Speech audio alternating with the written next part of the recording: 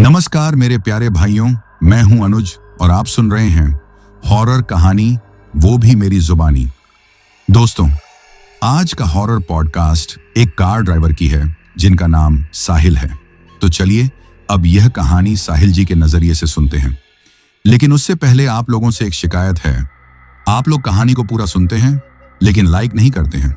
इस बार मैंने आप लोगों से बहुत उम्मीद लगाई है कि आप लोग इस बार वीडियो को लाइक भी करेंगे और चैनल को सब्सक्राइब करके अपना सपोर्ट जरूर दिखाएंगे।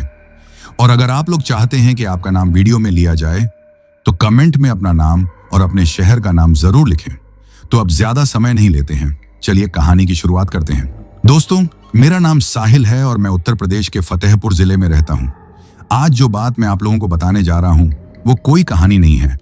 ये मेरी जिंदगी का एक ऐसा डरावना हिस्सा है जिसे मैं चाहकर भी भुला नहीं पाता। ये बात कोई बहुत पुरानी नहीं है, बस पिछले साल की ही है, जब दिवाली के ठीक 4 दिन पहले हमारे घर के एक रिश्तेदार की शादी थी। अब बात यह थी कि शादी हमारी बुआ की बेटी की थी और बारात जानी थी कुशीनगर। मतलब हमारा पूरा परिवार इस शादी में शामिल होने जा रहा था। वैसे तो शादी की तैयारियां पूरे जोर शोर से चल रही थी। घर में चहल पहल थी, मिठाइयां बन रही थीं, कपड़े आ रहे थे, बच्चे नाच गाना कर रहे थे। पर एक छोटी सी बात ने सबका ध्यान खींचा। वो थी सफर कैसे तय किया जाए। अब हमारे पास 2 ऑप्शन थे, या तो हम सब रिश्तेदारों के साथ मिलकर एक बस में जाएं या फिर अलग से कार करके जाएं। लेकिन हमारी मम्मी को बस में सफर करना बिल्कुल पसंद नहीं। कहती थी बस में बैठते ही जी घबराने लगता है, चक्कर आते हैं और उल्टी भी हो जाती है। अगर कार में चलोगे तो मैं चलूंगी, वरना नहीं। अब घर के बड़े बुजुर्गों के सामने उनकी बात काटना भी सही नहीं लगता। तो मैंने अपनी दीदी कविता से कहा कि अपने पति राहुल जी से बात कर लो। उनके पास एक अच्छी सी 7 सीटर इनोवा है। थोड़ा बहुत नखरा हुआ, लेकिन आखिरकार दीदी ने मान लिया और राहुल जी ने भी हाँ कर दी। हम सबकी खुशी का ठिकाना नहीं रहा। कुल मिलाकर हमारी गाड़ी में ये लोग थे, मैं, साहिल, मेरी मम्मी, पापा, दीदी, कविता, जीजा जी, राहुल और मेरा छोटा भाई विशाल। साथ वहां बंदा था मेरा चचेरा भाई राहुलेश, जो अक्सर हमारे साथ ही रहता था। अब चूंकि सफर लंबा था, करीब 400 किलोमीटर, तो तय हुआ कि हम रात को लगभग 10 बजे निकलेंगे ताकि सुबह आराम से शादी वाले घर पहुंच जाएं और कोई थकान भी ना हो। रात 9:45 पर सब तैयारी करके गाड़ी में बैठ गए। राहुल जी ने गाड़ी स्टार्ट की और हम लोग चल पड़े। शुरुआत में सब बहुत अच्छा लग रहा था। गाड़ी का एसी चला हुआ था, पीछे मम्मी पापा धीरे धीरे बातें कर रहे थे। दीदी और जीजा जी आगे की सीट पर बैठे थे और मैं पीछे राहुलेश के साथ बैठा था। सबके चेहरों पर उत्साह था। कोई गाने सुन रहा था, कोई मोबाइल में वीडियो देख रहा था। लगभग 11:30 हम लखनऊ गोरखपुर हाईवे पर पहुंच चुके थे। सड़क एकदम साफ और सीधी थी। हल्की हल्की ठंड भी पड़ रही थी और हवा में दिवाली का एहसास था। लेकिन दोस्तों, कहते हैं ना, हर सफर सीधा नहीं होता। कुछ रास्तों पर जो साया होता है वो साथ साथ चलता है, लेकिन नजर नहीं आता। और हमें बिल्कुल अंदाजा नहीं था कि जिस रास्ते पर हम बेफिक्र होकर गाड़ी चला रहे हैं वही रास्ता हमें एक ऐसी जगह ले जाएगा जहां से कोई खुशी, कोई रोशनी नहीं लौटती। आधी रात के बाद यानी करीब 12:45 हम एक जगह पहुंचे जिसका नाम था रामपुर बांगण। यह जगह एकदम वीरान सी थी। चारों तरफ घना जंगल, सड़क के दोनों ओर लंबे बड़े पेड़ और बीच में सीधी पटरी जैसी सड़क। उस वक्त मम्मी पापा नींद में थे। दीदी और जीजा जी आपस में धीमे स्वर में बात कर रहे थे और विशाल भी उबासी ले रहा था। मैं और राहुल लेश ही बस जाग रहे थे। हम दोनों मोबाइल में गेम खेल रहे थे और साथ साथ मजाक भी कर रहे थे। तभी अचानक गाड़ी में हल्की झटका लगा। राहुल जी ने हल्का ब्रेक मारा और बोले, ऐसा लग रहा है जैसे कोई टायर के नीचे कुछ आ गया हो, लेकिन कोई गड्ढा नहीं दिखा।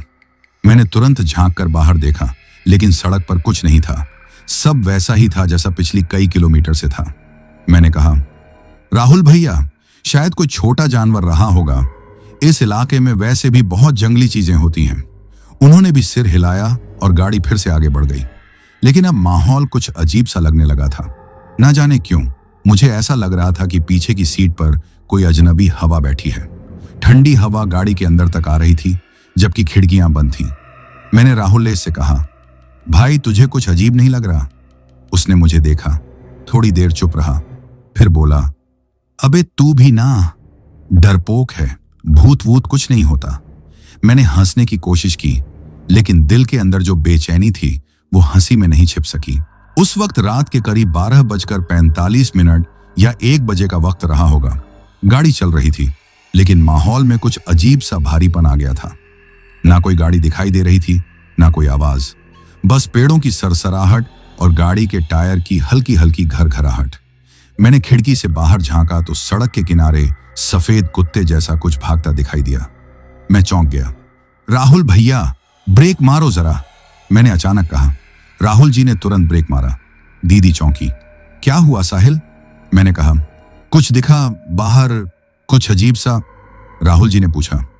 जानवर था शायद, लेकिन उसकी चाल कुछ इंसानों जैसी थी और उसका रंग पूरा सफेद था, आंखें जैसे जल रही हों। सबने बाहर झांक कर देखा, लेकिन अब कुछ नहीं था। राहुल जी ने हंसते हुए कहा, साहिल बेटा, तुमने जरूर नींद में सपना देखा होगा। अब चुपचाप बैठ जा, अभी काफी रास्ता बाकी है। मैंने भी हंसी में बात को टाल दिया, लेकिन दिल के अंदर कुछ हलचल थी, कुछ ऐसा जो कह रहा था कि आज की रात साधारण नहीं है। गाड़ी फिर से चल पड़ी। लगभग 10 मिनट बीते होंगे कि एक जगह सड़क थोड़ी संकरी हो गई। राहुल जी ने स्पीड कम की। दाएं बाएं पेड़ों की डालियां सड़क के ऊपर झुक आई थीं, जिससे पूरा रास्ता एक हरा सुनहरा अंधेरा बन गया था। ऐसा लग रहा था जैसे हम किसी सुरंग में चल रहे हों।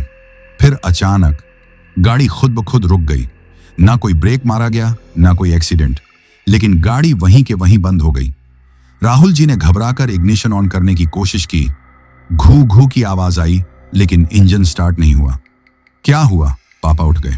गाड़ी बंद हो गई है, राहुल जी बोले। दीदी ने घबराकर बाहर देखा।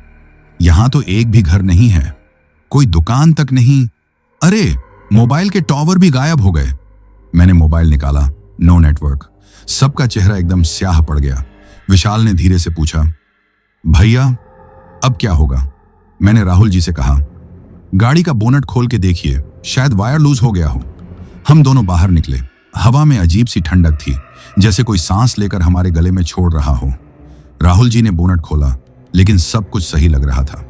उसी वक्त मैंने एक अजीब सी चीज देखी। सड़क के बिल्कुल किनारे, जहां हमारी गाड़ी की लाइट थोड़ी पहुंच रही थी, वहां एक औरत खड़ी थी, सिर झुका हुआ, बाल खुले हुए और एकदम सफेद साड़ी। मैंने आंखें मली, फिर दोबारा देखा, वो अब भी वहीं थी। राहुल भैया, उधर देखिए। उन्होंने जैसे ही उस ओर देखा, वो औरत अचानक झटके से गायब हो गई। क्या था वो? उन्होंने पूछा। मुझे नहीं पता, शायद कोई भटकती आत्मा। हम डर से कांपते हुए अंदर लौट आए। अब मम्मी ने भी धीरे से कहना शुरू कर दिया, बेटा ये इलाका सही नहीं लगता, कुछ मंत्र पढ़ लो। मम्मी ने हनुमान चालीसा बुदबुदाना शुरू किया। उस माहौल में उनकी धीमी आवाज, राहुल जी का गाड़ी बार बार स्टार्ट करने की कोशिश और बाहर का अजीब सा सन्नाटा, सब कुछ मिलकर एक भयानक माहौल बना रहा था। करीब 15 मिनट गाड़ी बंद रही। फिर अचानक बिना चाबी घुमाए गाड़ी खुद चलने लगी। राहुल जी चौंक गए। मैंने कुछ नहीं किया, खुद ब खुद स्टार्ट हो गई। मैंने दीदी की ओर देखा, उनका चेहरा पीला पड़ चुका था। राहुलेश, जो अब तक मजाक बना रहा था, अब बिल्कुल चुप था। उसकी आंखें खिड़की से बाहर फटी की फटी रह गई थी। भैया, उसने धीरे से कहा, देखो ना, पीछे कोई बैठा है। मैंने झटके से पलटकर देखा। पीछे की आखिरी सीट पर कोई साया बैठा था, धुंधला लेकिन मौजूद। जैसे ही सबने देखा, वो एक झटके से गायब हो गया। उसके बाद किसी ने कुछ नहीं बोला। गाड़ी तेजी से आगे बढ़ी। हम सब एक दूसरे की आंखों में देख रहे थे। एक सवाल, ये क्या हो रहा है हमारे साथ? हमारा सफर जो एक खुशी के माहौल में शुरू हुआ था, अब डर, सन्नाटा और साया बन चुका था। और यकीन मानिए, ये तो बस शुरुआत थी। हम सब बिल्कुल शांत थे, कोई कुछ बोल नहीं रहा था, बस एक दूसरे की तरफ देख रहे थे। आंखों में डर, चेहरों पर स्याही। गाड़ी अब लगातार चल रही थी, लेकिन ऐसा लग रहा था जैसे हम किसी गोल दायरे में घूम रहे हों। हर थोड़ी देर में एक ही जैसा मोड़ आता, एक जैसे ही पेड़ दिखाई देते, और फिर वही मील का पत्थर, काले रंग का सफेद अक्षरों में लिखा, कुशीनगर 73 किलोमीटर। राहुल भैया ने पहली बार ध्यान दिया। यार, ये पत्थर तो 10 मिनट पहले भी आया था। मैंने चौंक कर उनकी तरफ देखा। मतलब हम वहीं वहीं घूम रहे हैं? पता नहीं। उन्होंने गाड़ी की स्पीड और तेज कर दी। लेकिन फिर वही मोड़, वही पेड़ और फिर से वही मील पत्थर। अब की बार सभी ने देखा। पापा ने घबरा कर कहा, गाड़ी किसी घेरे में फंस गई है। मम्मी ने झप तेज कर दिया। दीदी की आंखों में आंसू आ गए। विशाल ने मुझसे कहा, भैया अब क्या होगा? मैं खुद नहीं जानता था। मैंने राहुल भैया से कहा, भैया गाड़ी रोक दीजिए, अब आगे जाने से कोई फायदा नहीं। गाड़ी रुकी। हम सब बाहर निकले। आसपास का सन्नाटा गूंज जैसा लग रहा था। हवा बंद थी, पेड़ हिल भी नहीं रहे थे, फिर भी पत्तों की सरसराहट सुनाई दे रही थी, जैसे कोई हमारे चारों तरफ चक्कर लगा रहा हो। उसी समय राहुलेश ने कहा, भैया उधर देखिए। हमने देखा, थोड़ा दूर एक पुराना टूटा हुआ मील पत्थर पड़ा था। उस पर कुछ लिखा नहीं था, बस सफेद रंग के धब्बे थे और पास में एक लाल कपड़ा बंधा हुआ था।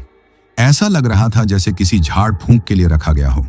मम्मी ने सीधा कह दिया, यह कोई जगह नहीं है रुकने की, गाड़ी में बैठो सब। हम सब तेजी से लौटे। जैसे ही गाड़ी में बैठे तभी सामने से एक बूढ़ा आदमी आता दिखा।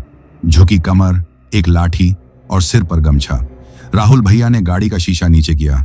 बाबा माफ कीजिएगा, क्या आप बता सकते हैं कुशीनगर की ओर सही रास्ता कौन सा है? बूढ़े ने सिर उठाया। उसकी आंखें सपाट थीं, बिना पलक झपकाए एकदम सीधी हमें देखती हुई। फिर धीमे से बोला, जिधर जा रहे हो उधर रात में कोई नहीं जाता, वापस लौट जाओ वरना लौटना मुश्किल हो जाएगा। यह कहकर वो आदमी अचानक गायब हो गया। ना आवाज, ना कदमों की हलचल, बस एक पल था और अगले पल कुछ नहीं। हम सब एक पल के लिए जम से गए। फिर मम्मी की आवाज आई, पढ़ो, कोई भी श्लोक पढ़ो, कुछ भी बोलो। मैंने गाड़ी में रखी हनुमान चालीसा की किताब निकाल ली और जोर से पढ़ना शुरू किया। जय हनुमान ज्ञान गुण सागर। राहुल भैया ने गाड़ी स्टार्ट की। इस बार खुद नहीं चली, उन्होंने घुमाकर स्टार्ट की और चल पड़ी। सड़क अब एकदम सीधी लग रही थी, जैसे कोई सुरंग से बाहर आ गए हों। कुछ मिनटों बाद ही मोबाइल में नेटवर्क वापस आया। दीदी ने सबसे पहले मां को कॉल लगाया। मां, हम सब ठीक हैं, रास्ते में थे, अभी एकदम सही हैं। पापा ने धीरे से कहा, साहिल तू देख तो सही, कुशीनगर कितनी दूरी पर है। मैंने मोबाइल में लोकेशन खोली। हम कुशीनगर से सिर्फ 15 किलोमीटर दूर थे। सब चौंक गए। हम पिछले 2 घंटे से गाड़ी चला रहे थे, लेकिन अब तक सिर्फ 15 किलोमीटर का रास्ता कटा। राहुल भैया बोले, हमने तो 80 से 90 किलोमीटर तो यूं ही कवर कर लिया होगा। फिर ये कैसे? किसी के पास जवाब नहीं था, लेकिन हाँ, अब माहौल थोड़ा हल्का लग रहा था, जैसे कोई भारी चीज गाड़ी से उतर चुकी हो। मैंने पीछे पलटकर देखा, गाड़ी में सब लोग थे, कोई अजनबी चेहरा नहीं था, लेकिन फिर भी मन में एक सवाल रह गया था, क्या वो साया अब भी हमारे साथ है? और उसी वक्त राहुलेश की आंखें खुद ब खुद बंद हो गईं। वो सीट पर एकदम सीधा बैठा था, लेकिन उसकी सांस तेज हो गई थी। मैंने उसका कंधा हिलाया। राहुलेश उठ, क्या हुआ? उसने आंखें खोली और वो लाल हो चुकी थी। उसके होंठ खुद ब खुद बुदबुदा रहे थे, कोई अजीब सी भाषा, कोई मंत्र जैसा। मम्मी ने घबराकर पूछा, ये क्या बोल रहा है? राहुल भैया ने गाड़ी रोकी। राहुलेश अब भी बोलता जा रहा था, आंखें खुली, आवाज भारी और बात अधूरी। तभी उसकी आवाज बदल गई। वो अब औरत की तरह बोल रहा था, तुम लोग मेरी जगह से निकले क्यों नहीं? क्यों ठहरे वहां? अब कोई नहीं बचेगा। ये सुनते ही मम्मी चिल्लाई, भूत सवार हो गया है इस पर, राम नाम लो सब। मैंने फिर से जोर से हनुमान चालीसा पढ़ना शुरू किया। सब लोग एक सुर में मंत्र पढ़ने लगे। कुछ मिनटों बाद राहुलेश कांपता हुआ शांत हो गया। उसने आंखें खोली। भैया क्या हुआ मुझे? वो कुछ नहीं जानता था। अब हम समझ चुके थे, हमने उस रात कुछ ऐसा छेड़ दिया था जो अब हमारे पीछे लग गया था, और ये सब अब भी खत्म नहीं हुआ था। राहुलेश की आंखें अब भी खुली थीं, बिल्कुल लाल, जैसे किसी ने रात भर जलती आग के सामने रखा हो। और वो जो बोल रहा था, वो भाषा कोई भी नहीं समझ पा रहा था। शब्द नहीं थे, जैसे किसी और लोग की आवाज उसके गले से निकल रही थी। गाड़ी किनारे खड़ी थी। अंदर का माहौल बेहद डरावना हो गया था। बाहर पूरी तरह सन्नाटा था और अंदर एक मासूम बच्चा कुछ बन चुका था जो वो नहीं था। मम्मी ने आगे बढ़कर उसका माथा छुआ। साहिल, ये तो तप रहा है, बुखार होगा क्या? मैंने हिम्मत जुटाकर कहा। नहीं मम्मी, ये कुछ और है। बुखार में कोई इस तरह बोलता है क्या? राहुल भैया सामने सीट से उठे और राहुलेश के पास आकर धीरे से बोले, राहुल बेटा, मेरी बात सुन। देख, मैं हूं भैया तेरे साथ। लेकिन राहुलेश की गर्दन धीरे धीरे दाहिनी ओर घूमने लगी, अस्वाभाविक तरीके से, जैसे कोई रस्सी पर झूल रहा हो। दीदी चीख पड़ी, भैया इसका चेहरा देखो। मैंने जैसे तैसे नजर घुमाई और वो जो देखा अब तक भुला नहीं पाया। राहुलेश का चेहरा पल पल बदल रहा था। कभी वो अपना चेहरा लग रहा था, कभी किसी और का, बूढ़ी औरत जैसा जिसकी आंखें गड्ढों में ढंसी हुई थी। वो बोला, कहां था, मत आओ इस रास्ते, अब सब यहीं रुकेंगे। आवाज बच्चे की नहीं थी, एकदम भारी, बांसी और सड़ी हुई आवाज, जैसे किसी कब्र से निकली हो। हम सब पीछे खिसक गए।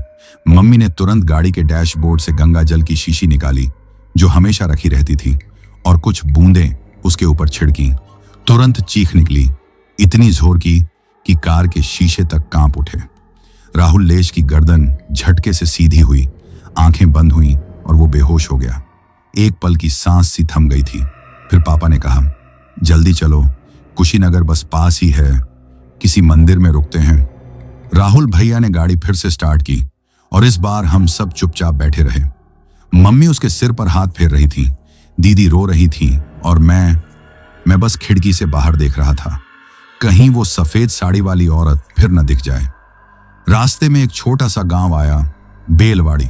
गाड़ी धीमी हुई तो एक बाबा खड़े दिखे, एक हाथ में चिमटा, माथे पर भस्म का तिलक और आंखें जैसे हमें पहले से पहचानती हों। उन्होंने हाथ उठाकर इशारा किया, इधर ले आओ, मैं जानता हूं क्या उतरा है इस पे। राहुल भैया ने गाड़ी बिना सवाल किए उनके पास रोक दी। बाबा बोले, इसको नीचे उतारो और सब दूर हो जाओ। हमने जैसे तैसे राहुलेश को उतारा।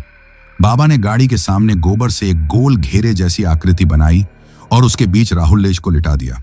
फिर उन्होंने कुछ मंत्र बोलने शुरू किए, तेज आवाज में, एक लय में, और उस आवाज के साथ जैसे हवा भारी हो गई। चारों तरफ हल्का अंधेरा छा गया था, जबकि घड़ी सिर्फ 8:30 बजा रही थी। मंत्रों के बीच में बाबा बोले, ये आत्मा पुरानी है, ये यहीं कहीं की है, कुछ अधूरा छोड़ गई थी, अब ये रास्ता पकड़ने वालों को पकड़ती है, उनको जो बिना सोचे आए। मैंने धीरे से पूछा, बाबा हमने क्या किया? उन्होंने देखा, तुम उस मील पत्थर के पास रुके थे ना, वो वहां रहने वाली आत्मा का निशान है। जो कोई उस निशान को देख लेता है उसे वो पहचान लेती है और फिर पीछा करती है। इतना कहकर उन्होंने राहुलेश पर गंगा जल डाला और एक नींबू उसके सिर से 7 बार घुमाया। अचानक राहुलेश ने एक झटका मारा और जोर से चिल्लाया, मां मां बचाओ, और फिर एकदम शांत हो गया। बाबा ने कहा, अब ये ठीक है, लेकिन आगे के रास्ते में संभल कर जाना, वो अब भी पीछा कर सकती है, क्योंकि अब उसे एक चेहरा मिल चुका है। हमने हैरानी से पूछा, किसका चेहरा? बाबा बोले, साहिल तेरा। उस दिन के बाद से कुछ भी वैसा नहीं रहा जैसा पहले था। हम बाबा के कहने पर वहीं पास के मंदिर में रात रुके। राहुलेश अब ठीक लग रहा था, मगर उसकी आंखों में अब वो मासूमियत नहीं थी। वो कुछ सोचता रहता, बिना पलक झपकाए। मैं उसके पास बैठा तो उसने एक बार मेरी ओर देखा गहरी नजर से और बोला, अब तेरा नंबर है, बस इतना कहा और फिर मुंह घुमा लिया। मेरे रोंगटे खड़े हो गए। मैंने मम्मी पापा से कुछ नहीं कहा, सब पहले से ही डरे हुए थे। रात को मंदिर के कमरे में मैं सबसे अलग कोने में लेट गया। नींद बार बार टूट रही थी। हर बार एक ही सपना आता, वो सफेद साड़ी वाली औरत जो दूर खड़ी मुस्कुरा रही थी, पर इस बार उसके हाथ में कुछ था, एक लटकता हुआ गुड़िया जैसा शरीर जो किसी पेड़ से बंधा था। सुबह उठते ही मैंने बाहर का रुख किया। मंदिर के पुजारी से पूछा, बाबा यहां आसपास कोई पेड़ है जहां कुछ हुआ हो? वो कुछ देर चुप रहे, फिर बोले, यहां से 2 किलोमीटर दूर एक जगह है, पिपराही टोला, वहां के पेड़ों को छूते नहीं लोग। कोई कुछ नहीं बोला, लेकिन सब जानते हैं वहां कुछ हुआ था। मेरे दिमाग में वो सपना घूम रहा था, गुड़िया जैसा शरीर पेड़ से लटकता। उधर पापा ने तय कर लिया कि अब हमें रुकना नहीं है। गाड़ी निकली, सब चुप, कोई म्यूजिक नहीं, कोई बातचीत नहीं, लेकिन मेरे साथ कुछ अजीब हो रहा था। जैसे ही हम हाईवे पर चढ़े, मुझे लगने लगा कि गाड़ी के पीछे कोई बैठा है। मैं पीछे पलटा, खाली सीट। फिर भी एहसास बना रहा कि कोई मेरी गर्दन के पास सांस ले रहा है, धीमा, ठंडा, जमी हुई हवा जैसा। मैंने चुपचाप शीशे में देखा और एक पल के लिए पीछे वाली सीट पर वही औरत बैठी थी, आंखें मेरी आंखों में। झटके से पलटा, कुछ नहीं था। मैंने किसी को कुछ नहीं बताया। मुझे खुद अपनी आंखों पर यकीन नहीं हो रहा था। लेकिन फिर एक और चीज हुई। गाड़ी मोड़ पर धीमी हुई थी। दाईं ओर खेत थे और वहां एक लड़की खड़ी थी, बाल खुले, बिना हिले, आंखें सीधे मेरी ओर। इतनी देर तक हम वहां से निकल चुके थे, मगर उसकी नजरें अब भी मेरी आंखों में थीं। मैंने मम्मी से पूछा, मम्मी आपको पीछे कुछ दिखा क्या? उन्होंने कहा, नहीं बेटा, कुछ नहीं था। तू ठीक है? मैंने हाँ में सिर हिलाया। लेकिन अब मुझे समझ आ चुका था। अब वो सिर्फ राहुलेश के साथ नहीं थी, अब वो मेरे पीछे थी, मेरे आसपास और शायद मेरे अंदर भी। रात को हम अगले टाउन में एक होटल में रुके, बरहज। छोटा सा होटल था, लेकिन कमरा ठीक ठाक था। पापा ने 2 कमरे लिए, एक में मैं, राहुल भैया और राहुलेश, दूसरे में मम्मी पापा और दीदी। रात को जब सब सो गए, मैं करवट बदलते बदलते कमरे की खिड़की के पास गया। वहां से नदी दिखती थी और नदी के उस पार कुछ पेड़। मैं बस यूं ही देख रहा था जब अचानक एक परछाई हिली और फिर वही औरत खड़ी दिखी, इस बार पास, खिड़की के बिल्कुल सामने। चेहरे पर वही अजीब मुस्कान। होंठ धीरे धीरे खुले और आवाज आई, अब तू अकेला नहीं है। मैं जोर से चीखा, राहुल भैया। लेकिन जैसे ही भैया उठे, खिड़की के बाहर कुछ भी नहीं था। भैया ने पूछा, क्या हुआ? मैंने कहा, कुछ नहीं, शायद सपना था।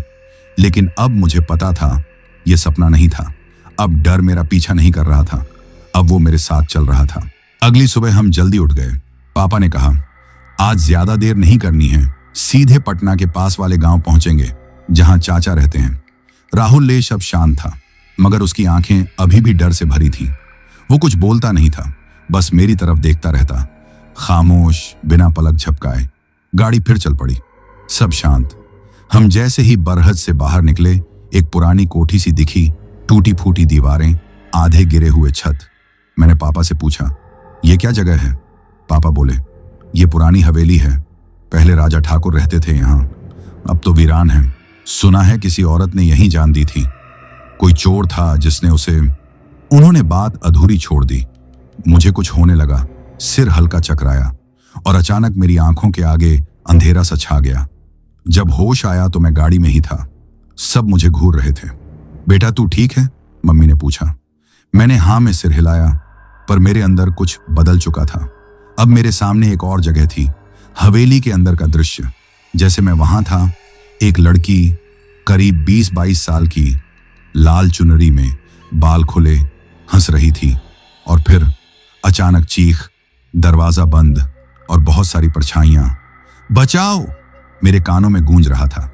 मैंने जोर से आंखें बंद कर लीं, लेकिन वो आवाजें, वो तस्वीरें अब मेरे अंदर थीं। शाम तक हम गांव पहुंच गए। चाचा बहुत अच्छे से मिले।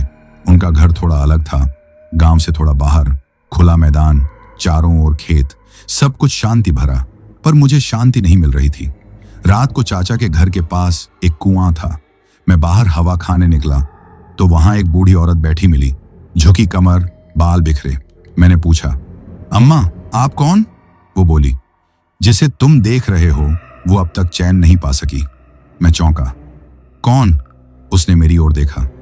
जिसने हवेली में आत्मा बनकर राह देखी, वो अब तुझसे जुड़ चुकी है। क्या मतलब? मतलब ये बेटा, तू अब सिर्फ इंसान नहीं रहा, अब तू उस कहानी का हिस्सा है जो अधूरी रह गई थी।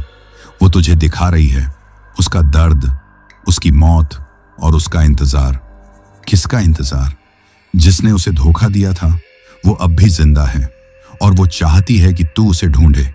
मैं अंदर भागा, कुछ समझ नहीं आ रहा था। कमरे में आते ही राहुलेश मेरी ओर देखने लगा, धीरे से बोला, तूने उसे देख लिया ना, अब वो तुझे सब दिखाएगी, तेरे ही जरिए वो उसे ढूंढेगी। मैं कांप गया। मैंने पूछा, कौन है वो? राहुल भैया जाग चुके थे, सब कुछ सुन लिया था। उन्होंने कहा, हमारा गांव पटना के पास ही है ना, वहां से थोड़ा दूर एक इलाका है, चांदपुर घाट, वहीं वो हवेली के मालिक ठाकुर शंभूनाथ अब भी रहते हैं। बूढ़े हो चुके हैं, कहते हैं उन्होंने ही उस लड़की को। वो चुप हो गए। अब सब समझ आने लगा। उस लड़की की आत्मा को शांति नहीं मिली क्योंकि उसे धोखा मिला था। और अब मैं वो कड़ी बन गया था जो उस कहानी को अंत तक ले जाने वाली थी। रात को मैंने एक सपना देखा, फिर वही लड़की। इस बार वो रो रही थी, तू मेरे कातिल को ला वरना मैं तेरे अपनों को ले जाऊंगी। मैं चिल्लाया, नहीं, और आंख खुल गई। कमरे में अंधेरा था, पर उस अंधेरे में एक परछाई अब भी खड़ी थी मेरे बिस्तर के पास। सुबह का वक्त था, पर मेरे अंदर अब कोई सुकून नहीं बचा था। नींद जैसे एक बोझ बन चुकी थी। हर बार आंख बंद करने पर वही चेहरा, वही लाल चुनरी, वही चीखें। मैंने तय कर लिया था, अब और नहीं। राहुल भैया ने कहा, साहिल, अब तुझे डरने की नहीं, समझदारी से काम लेने की जरूरत है। चांदपुर घाट जाना पड़ेगा। वहां जो छिपा है वही हमें बताएगा कि तुझसे क्या चाहिए। पापा ने मना किया पहले, बोले ऐसी ऊल जुलूल बातों में मत पड़ो।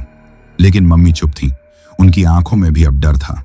चाचा बोले, अगर ये आत्मा सच में पीछे पड़ी है तो साहिल को ही इसका अंत करना होगा। भागने से नहीं, सामना करने से शांति मिलेगी।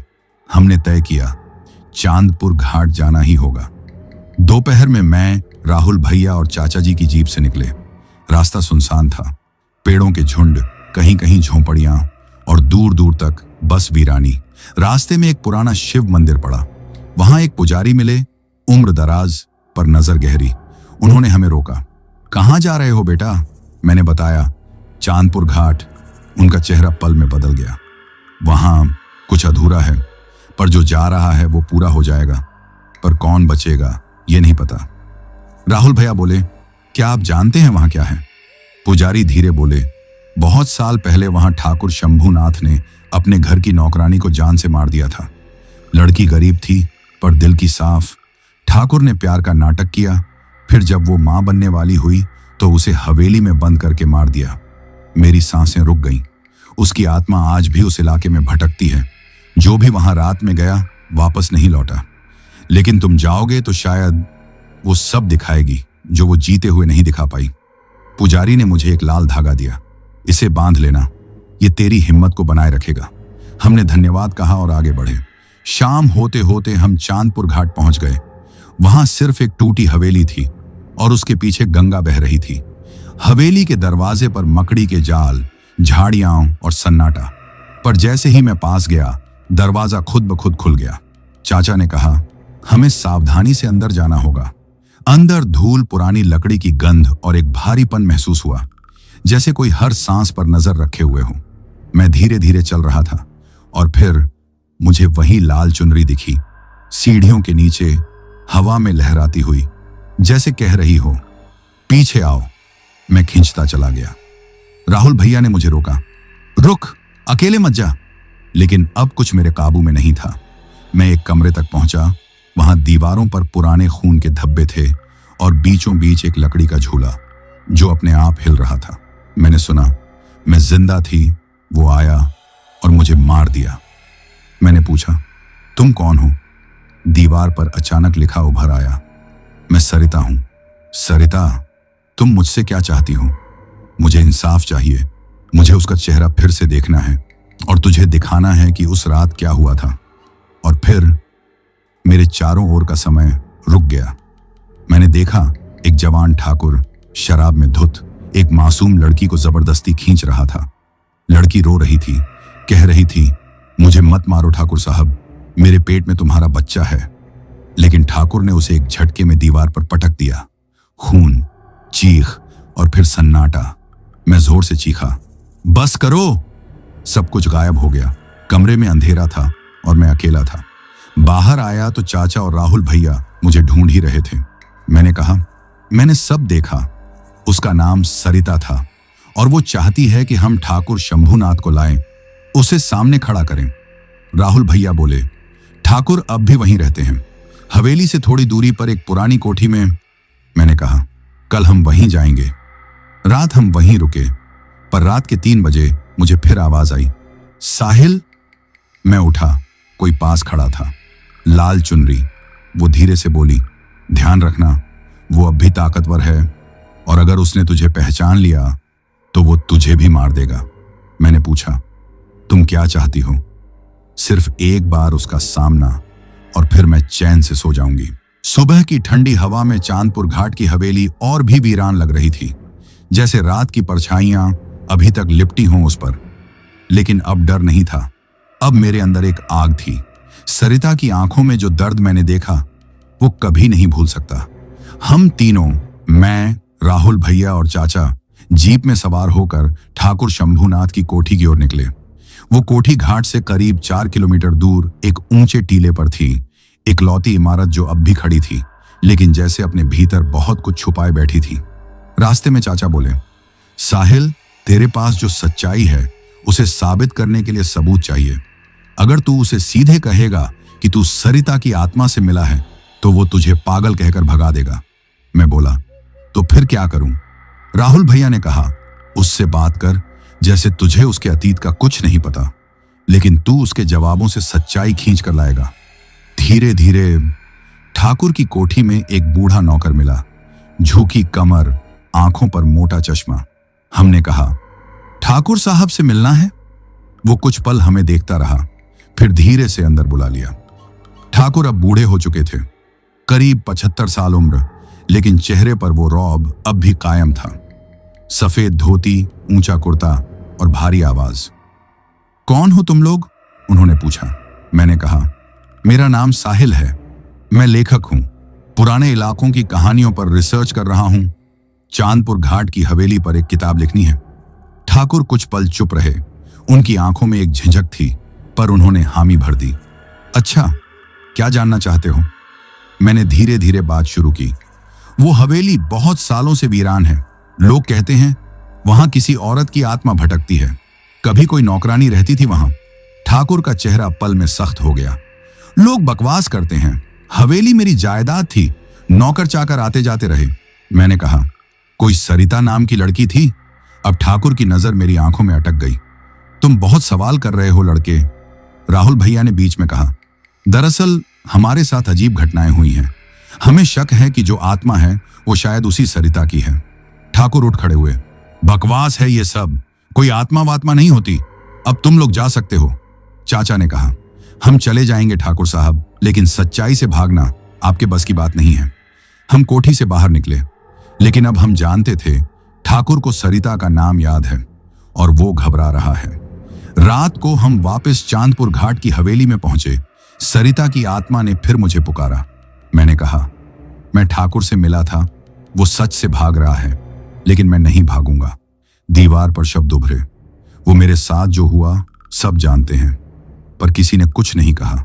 अब तू कहेगा, तू बोलेगा मेरी तरफ से? मैंने पूछा, कैसे? फर्श पर खून से एक नक्शा बना, हवेली का एक कमरा जिसके नीचे एक तहखाना था। इस तहखाने में वो सब है जो मुझे इंसाफ दिला सकता है। हम तीनों ने मिलकर फावड़े लिए और तहखाने का रास्ता खोदना शुरू किया। घंटों की मेहनत के बाद एक लकड़ी की सीढ़ी मिली, नीचे एक छोटा कमरा। कमरे में एक पुरानी संदूक थी, जंग लगी हुई, लेकिन अंदर कुछ था। हमने खोला। अंदर एक पुरानी डायरी, कुछ फोटो और एक लाल रूमाल जिस पर सरिता लिखा था। डायरी ठाकुर की ही थी, जिसमें उसके हाथों सरिता के साथ हुए धोखे का जिक्र था। सबूत के तौर पर तारीखें, नाम सब लिखा था। मैं कांप गया। यही है उसका इंसाफ, मैंने कहा। हमने वो डायरी और सबूत लेकर अगली सुबह पुलिस थाने में रिपोर्ट दर्ज करवाई। ठाकुर को पुलिस ने हिरासत में लिया। उस रात जब मैं फिर हवेली गया तो सरिता की आत्मा फिर सामने आई। इस बार उसकी आंखों में सुकून था। वो बोली, अब मैं जा रही हूं, तूने मेरा इंसाफ पूरा किया, लेकिन मुझे डर है अगर कोई और मेरी तरह फंसे। वो मुस्कुराई। अब ये हवेली सो जाएगी हमेशा के लिए। और लाल चुनरी हवा में उड़ती हुई गंगा में समा गई। मैं बाहर आया। सुबह की पहली किरण मेरी आंखों पर पड़ी। अब हवेली नहीं डराती थी, वो अब एक कहानी बन चुकी थी, एक अधूरी आत्मा की जो अब मुकम्मल हो चुकी थी। बहुत कुछ बदल चुका था। चांदपुर घाट की हवेली अब बंद पड़ी थी, लेकिन अब वहां कोई साया नहीं था। ठाकुर को उसके गुनाहों की सजा मिल चुकी थी, सरिता को इंसाफ मिल चुका था, पर मेरी जिंदगी अब पहले जैसी नहीं रही। दिल्ली लौटने के बाद मैं फिर से अपने काम में लग गया। कहानियां लिखना, ऑडियो रिकॉर्ड करना, रात को अकेले बैठकर पुराने नोट्स पढ़ना। लेकिन अब भी कुछ अधूरा सा लगता था। रात के वक्त जब सब सो जाते, एक साया मेरे कमरे के बाहर से गुजरता। पहले तो लगा ये मेरा वहम होगा, लेकिन एक रात मैं चौंक गया। मेरे मोबाइल स्क्रीन पर बिना किसी कॉल के एक आवाज सुनाई दी। साहिल। आवाज सरिता की नहीं थी, ये किसी और की थी, औरत की, पर अलग, भारी और सर्द। मैंने रिकॉर्डिंग चेक की, कुछ नहीं था, पर उस रात मैंने सपना देखा। मैं फिर से उस हवेली में था, लेकिन इस बार हवेली जली हुई थी। हर कोना राख में बदल चुका था और बीच में खड़ी थी एक और लड़की। उसका चेहरा साफ नहीं दिखा, पर उसकी आंखें बिल्कुल सरिता जैसी थीं, पर दर्द और गहरा था। वो सिर्फ एक बात कह रही थी, उसने मुझे भी नहीं बख्शा। सुबह उठा तो दिल तेज धड़क रहा था। सिरहाने एक पुराना सा कागज पड़ा था, जिसमें लिखा था कोठी नंबर 16 मधुबन रोड, बनारस। मैंने किसी को नहीं बताया, बस एक बैग उठाया और बनारस की ट्रेन पकड़ ली। बनारस पहुंचकर सीधे मधुबन रोड की तरफ गया। भीड़ से अलग एक पतली गली में कोठी नंबर 16 खड़ी थी। टूटी फूटी दीवारें और ताले से जड़ी हुई दरवाजा। ऐसा लगा जैसे बरसों से कोई अंदर नहीं गया। पर जैसे ही मैं पास पहुंचा, दरवाजा खुद ब खुद चरमराकर खुल गया।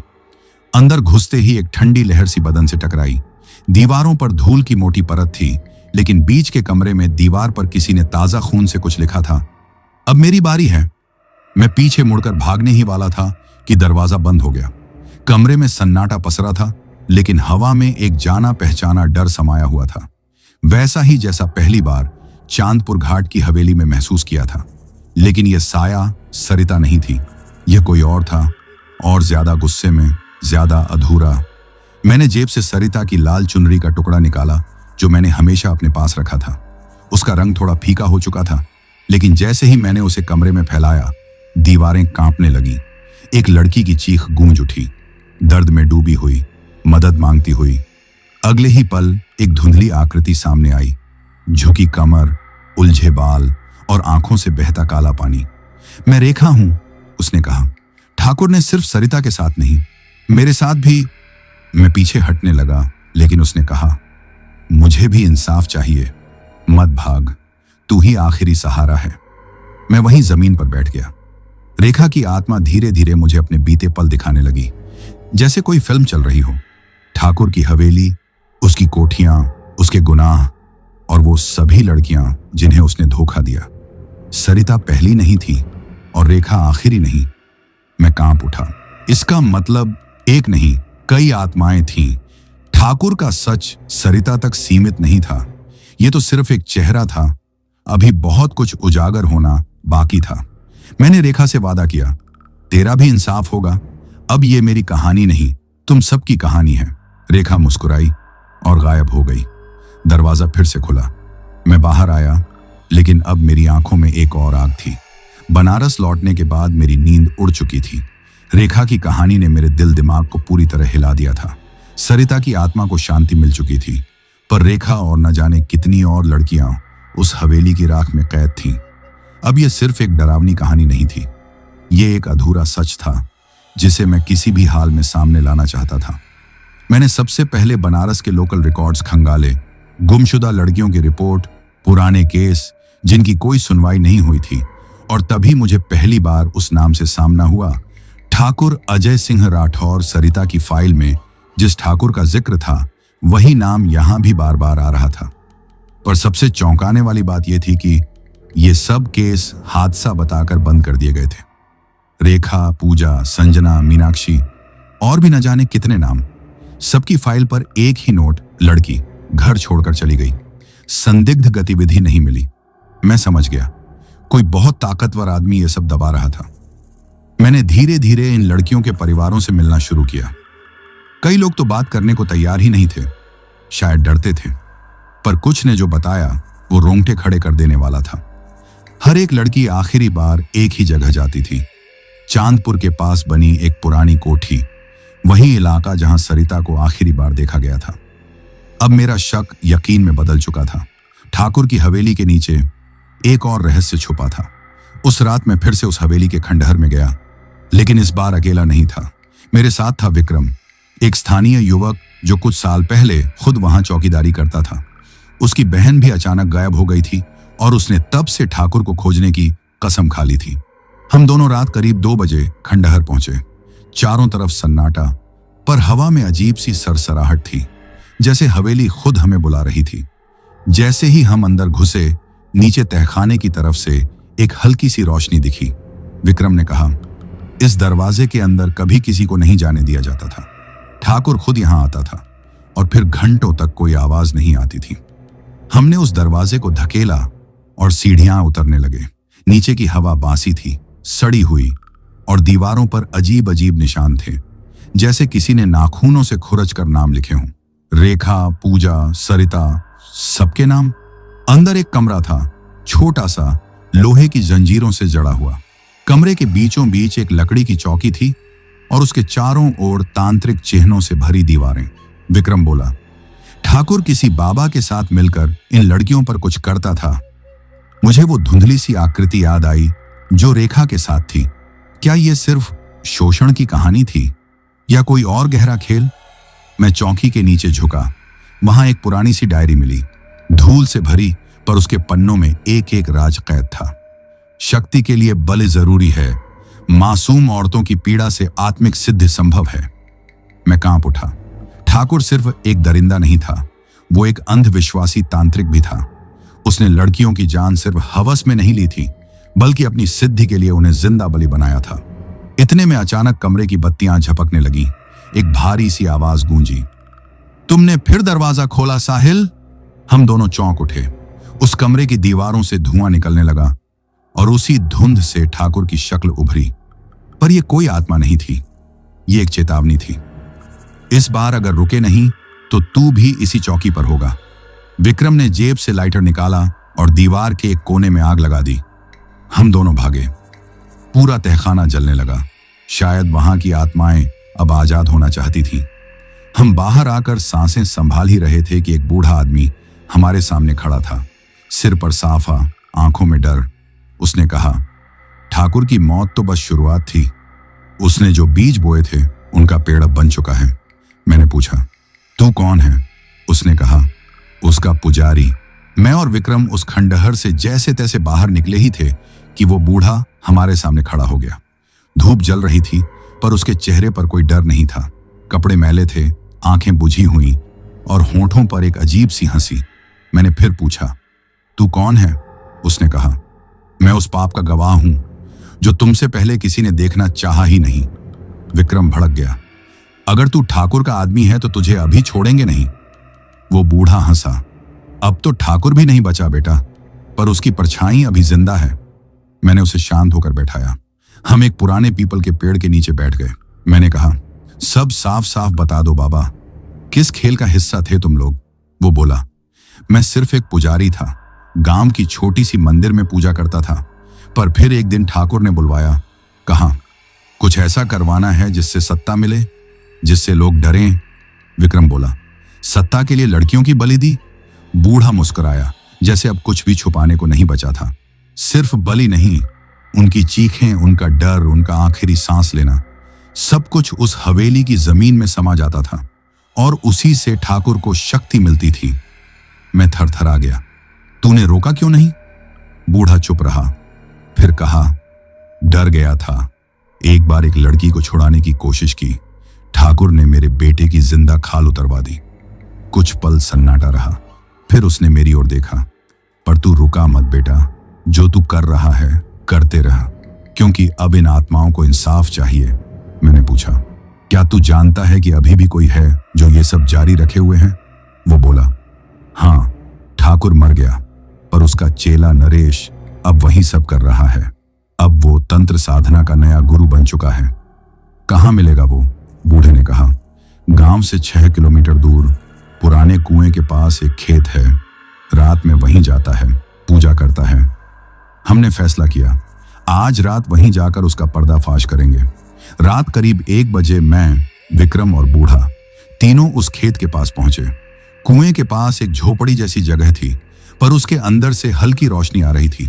कुछ भजन जैसे शब्द गूंज रहे थे, पर उनकी धुन में अजीब सा डर समाया था। हम चुपचाप पास गए और अंदर झांका। एक आदमी, उम्र करीब 40, आंखें बंद, हाथ में त्रिशूल और सामने 7 मोमबत्तियां जली थीं। पर पर सबसे डरावनी बात यह थी, उसके सामने एक लड़की बंधी हुई थी। वो लड़की धीरे धीरे रो रही थी, मुंह में कपड़ा ठूंसा गया था। वो नरेश था, ठाकुर का चेला। हमने एक दूसरे को देखा और झटपट अंदर घुस गए। विक्रम ने लाठी उठाई और सीधा उसकी पीठ पर मारी।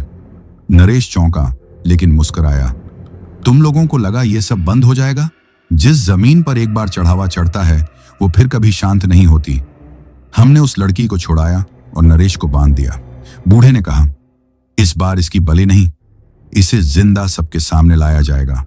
हमने अगली सुबह पुलिस बुलवाई, पर जैसा पहले होता आया था, यहां भी कुछ लोग पीछे हटने लगे। उसके पास बहुत रसूख है, कोई कुछ नहीं कर पाएगा, उल्टा तुम ही फंस जाओगे। पर इस बार मैं नहीं रुका। मैंने सारे सबूत, डायरी, तहखाने की तस्वीरें, वो लड़की की गवाही, सब कुछ जुटाया और बनारस की एक पत्रकार अनामिका को दिया। अनामिका ने अगले ही हफ्ते एक पूरा स्टिंग ऑपरेशन किया। पूरा मामला न्यूज में आया। रेखा, सरिता, पूजा, सबकी कहानियां अब दुनिया के सामने थीं। कुछ दिनों बाद नरेश को गिरफ्तार कर लिया गया। ठाकुर की हवेली को प्रशासन ने गिरवा दिया। वो तहखाना अब सिर्फ राख और पत्थर बन चुका था। बूढ़ा रो रहा था, अब मेरी आत्मा को भी शांति मिलेगी। मैं चुपचाप खड़ा था। मेरी आंखों के सामने रेखा की वो झलक बार बार आ रही थी, वो जो अब शायद मुक्त हो चुकी थी। लेकिन क्या सब यहीं खत्म हो गया? शायद नहीं, क्योंकि कुएं के पास की झाड़ियों में कुछ काले धागे, टूटी मूर्तियां और एक अधजली किताब अभी भी पड़ी थी। हमने सोचा था कि अब सब खत्म हो गया। ठाकुर की हवेली गिर गई, नरेश जेल में था और गांव में एक अजीब सी शांति लौट आई थी। पर जिस रात नरेश को गिरफ्तार किया गया, उसी रात कुछ अजीब हुआ।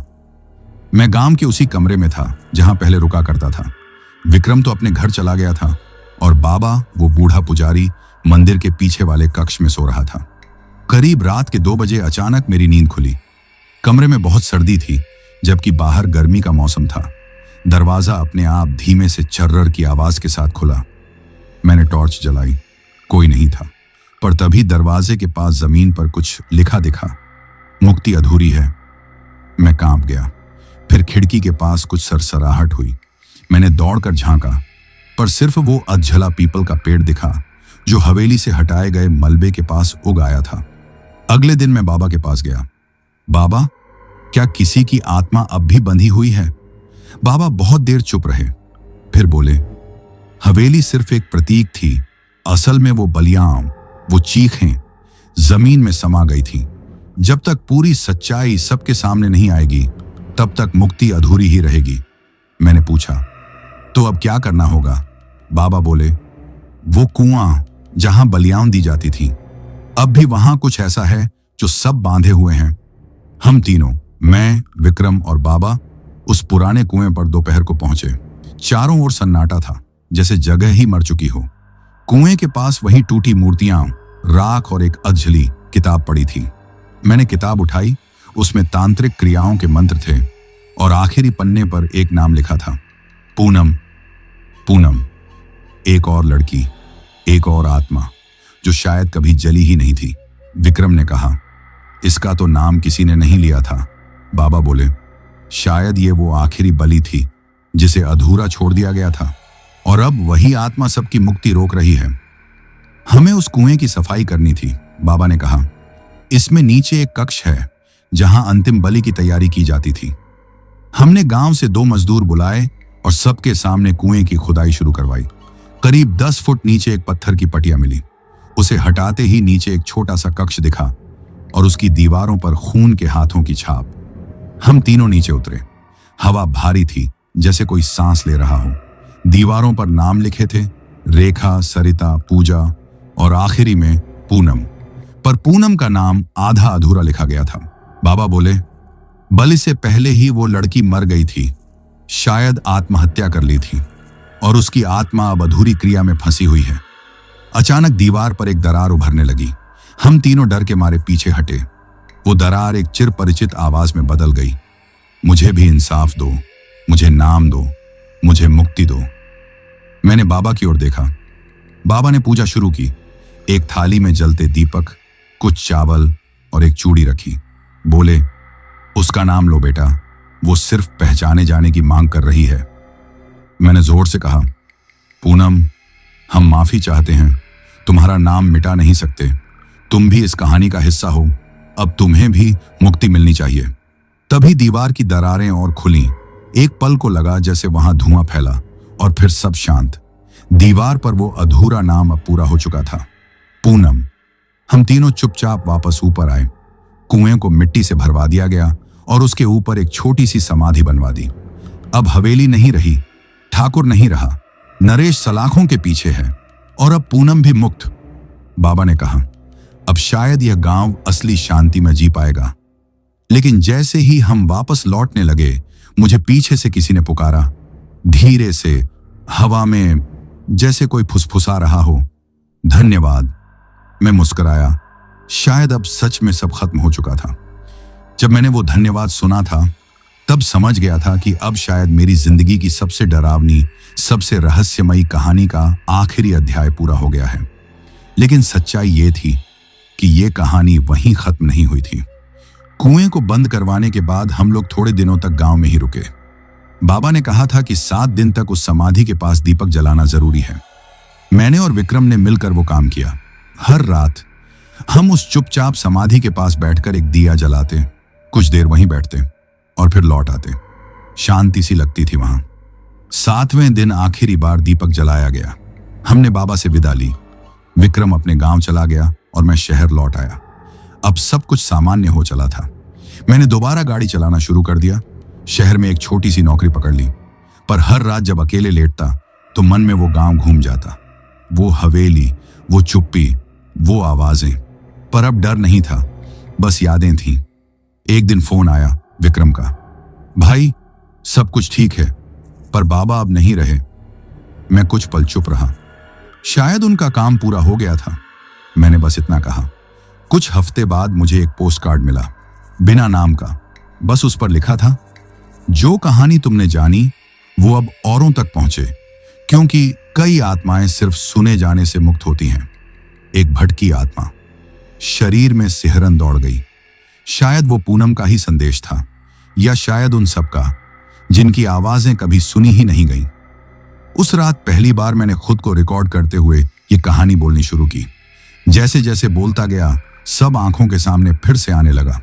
और आज जब ये पूरा कर रहा हूं तो सिर्फ एक बात कहूंगा, डर हमेशा अंधेरे में नहीं होता, कभी कभी वो उजाले में भी छुपा होता है, बस आवाजों के पीछे, बस चुप्पियों के बीच। कहानी पूरी हो चुकी है, पर अगर कभी किसी अकेले रास्ते पर आपको कोई नाम पुकारे या कोई कहे मुझे भी सुन लो, तो बस रुक जाना, क्योंकि शायद कोई आज भी मुक्ति की राह में किसी साहिल का इंतजार कर रहा हो। तो दोस्तों, ये कहानी यही खत्म हुई।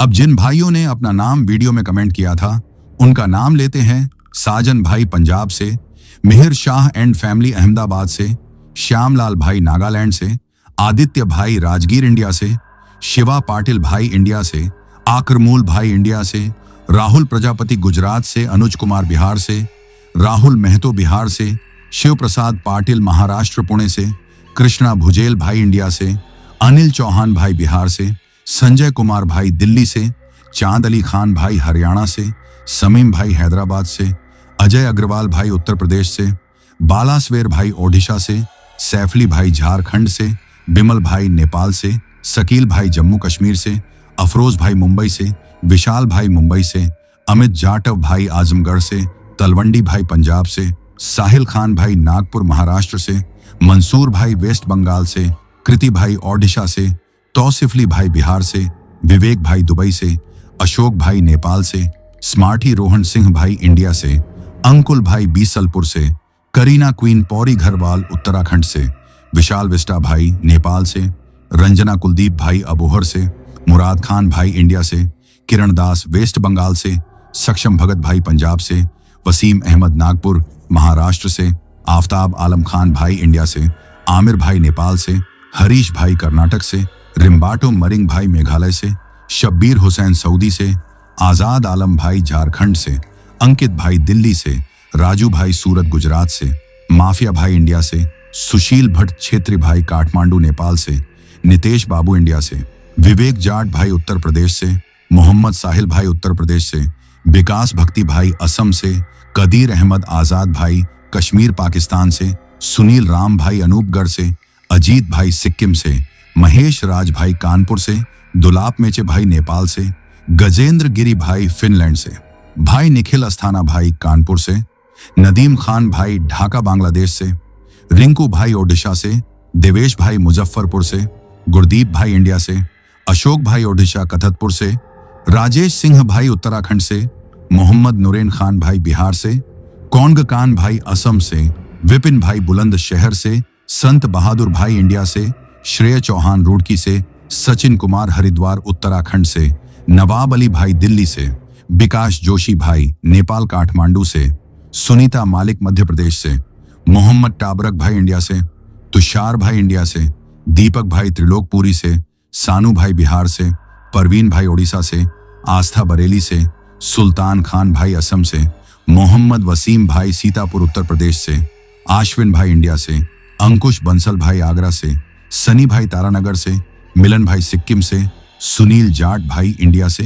कार्तिक भाई अरुणाचल प्रदेश से, कोमल भाई राजस्थान से, कृष्णा भाई गाजियाबाद से, एमडीए नासिर भाई चेन्नई से, अनिल भाई इंडिया से, सागर सोलंकी राजकोट से, शाहीन भाई दिल्ली से, दानिश जफर भाई बिहार से, अंकुर बंसल भाई उत्तर प्रदेश से, आर्यन अली भाई इंडिया से, निशा छेत्री असम से, विकास द्विवेदी भाई इंदौर से, शिल्पा जी बिहार बरेली से, किरण दास खड़गपुर वेस्ट बंगाल से, रंजीत कुमार भाई मुंबई से, जेडी पनिका महासमुंद छत्तीसगढ़ से, गौतम भाई असम से, गणेश कंडेल भाई नेपाल से, मेन्नी भाई कोटा राजस्थान से, माया शर्मा मौर्याटिस से, शंकर भाई राजस्थान से, कृष्णा भाई लुधियाना से, जसबीर सिंह सिंधु भाई बिहार से, अलिक दास जलपगुड़ी से, शाहरुख खान हसनपुर उत्तर प्रदेश से, सूरज पासवान भाई झांझा से, पार्वती सैनी फरीदाबाद से, धनराज हैखद्दे नागपुर महाराष्ट्र से, बबूनी सेनापति ओडिशा से, खुशबू प्रजापति राजस्थान से,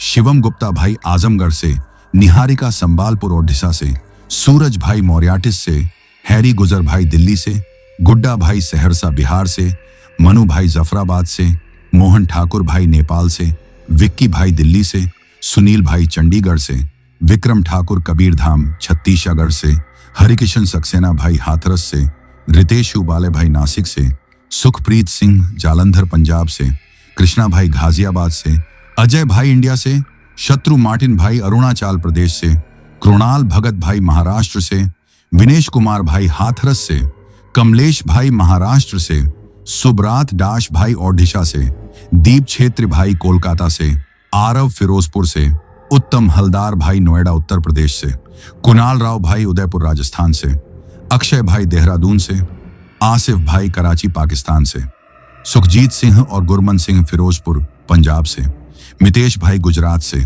सीताराम भाई नेपाल से, मंतोष पासवान भाई इंडिया से, संतोष भाई शेम्बल से, आशीष शेरपा भाई नेपाल से, चंद बाबू राजस्थान से, मोहम्मद आमिर भाई कोलकाता से, रवि काव्या विनायक भाई पंजाब से, अजुल हसन भाई गोरखपुर से, आफताब भाई माडोसा से, मिठू शाह भाई सिलीगुड़ी से, आजाद भाई झारखंड से, मोहम्मद सांबे भाई मुस्कट ओमान से, दिनेश चौहान बुरहानपुर मध्य प्रदेश से, बबीता मासी न्यू दिल्ली से, रवि त्रिपाठी लखनऊ से, परितोष भाई दरभंगा बिहार से, मिहिर शाह भाई अहमदाबाद गुजरात से, प्रदीप सिंह डिम्पू भाई अलीगढ़ से, हैदर अब्बास भाई लखनऊ से, रोशन भाई जम्मू कश्मीर से, शंकर पासवान भाई अनसोल से, मंटू अग्रवाल भाई गुवाहाटी असम से, अमित पवार भाई बारामती से, दीपक भाई सहरसा से, प्रदीप चौहान भाई शिमला से, सोमबा भाई नागालैंड से, फारूक भाई तेलंगाना से, मोहन भाई नेपाल से, विजय भलावी भाई महाराष्ट्र से,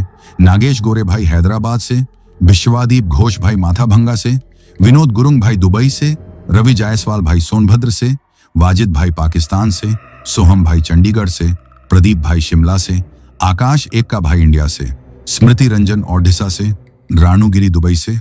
और अगर आप लोग भी चाहते हैं कि आपका नाम वीडियो में लिया जाए तो अपना नाम और अपने शहर का नाम वीडियो में कमेंट करें।